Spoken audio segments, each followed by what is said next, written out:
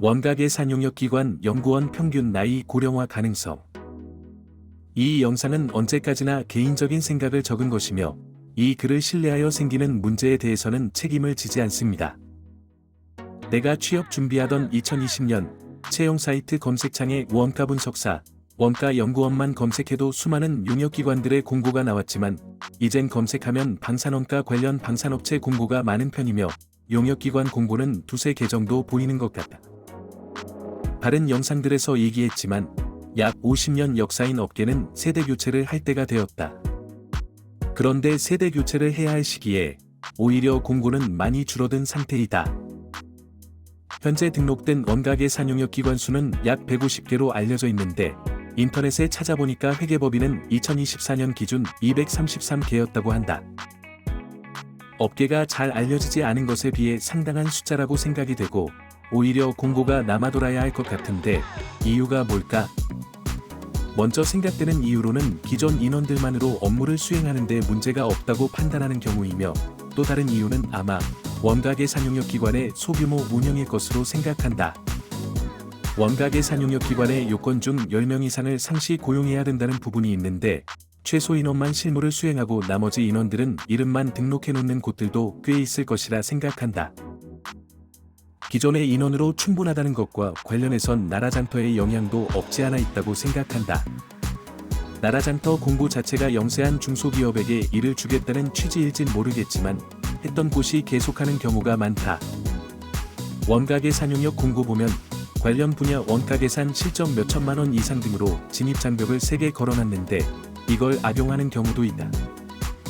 예를 들면 최근 3년 동안에 해당 분야 원가계산 실적이 5천만 원 이상 되는 곳이 딱 한 곳이 있다고 한다면 딱 그곳만 단독 입찰하게 공고를 내고 유찰이 반복되면 수의계약으로 전환할 수 있게 하는 것이다.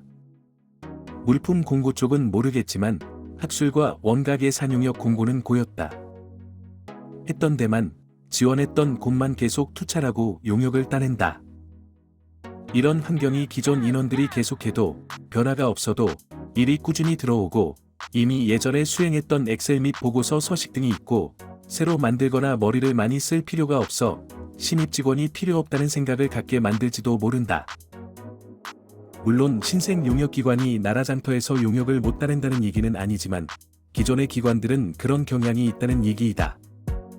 그래서 그나마 공고가 올라오는 업체는 신생기관이거나 원장이 욕심이 많고 완벽주의거나 일을 뭐같이 주거나 성격 이상한 임직원 때문에 직원들이 많이 그만두는 기관.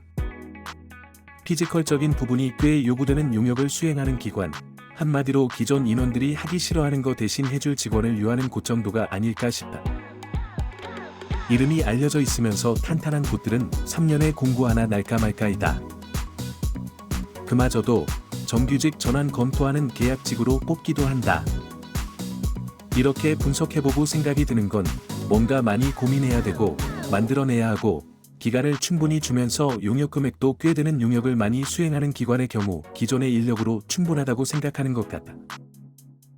바로 생각나는 용역들이 몇 개 있어 예시를 들어볼까 하다가 불편하신 분들이 계실 것 같아 상상에 맡기겠다. 아마 어렵지 않게 몇 개가 떠오를 것이다. 단순하면서 비싼 그런 용역들이 분명히 있다. 그런 업무는 거의 대부분 연령이 높으신 분들이 하시는 경우가 많다. 물론 그런 업무를 많이 따는 것은 능력이고 좋은 것이다. 하지만 그런 업무를 어렵지 않게 꾸준히 따낼수록 채용 공고는 더 없어지지 않을까? 내가 최근에 IES 5인증 심사원 교육을 듣고 IES 5인증 심사원 보 자격을 취득하였지만 간사님께서 말씀해 주시는 게 놀랍게도 심사원 평균 나이가 70에서 80대라고 한다. 했던 사람들이 옛날부터 계속 하다 보니 50에서 60대가 진입하기 어려운 상태라고 하는데 어쩌면 우리 세대 20에서 30대가 취업이 어려운 상황과 유사하지 않나 생각이 든다. 그래도 학술 같은 경우에는 최근에 새로운 이슈들이 나오고 있기에 발빠르게 움직이는 용역기관들은 관련 분야 석박사를 고용하여 학술형 구용역을 수행하고 있다. 하지만 원가계산 쪽은 새로운 분야가 생기기는 비교적 어려운 부분이 있다. 그렇기에 더더욱 고령화될 가능성이 있다.